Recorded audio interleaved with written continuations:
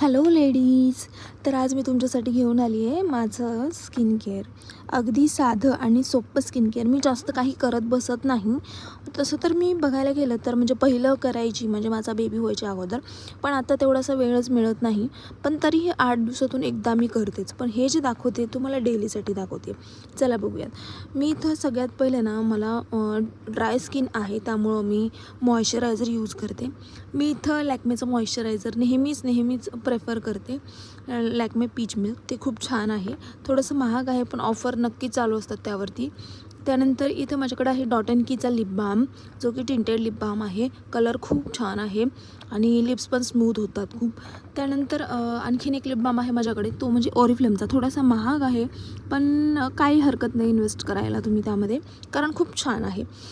दिवसभराचा थकवा आणि घामाचा वास, बेबीला सांभाळता काम करता तर फ्रेश वाटत नाही. त्यामुळे मी अंडर आर्मचं रोल ऑन यूज करते. इथे मला ना यार्डलीचं रोल ऑन भेटलं होतं, तर मी ते पहिल्यांदाच यूज करते, पण मला त्याचा स्मेल खूप आवडला आणि खूप छान आहे. डेलीसाठी मी इथे एंगेजचा डिओ यूज करते.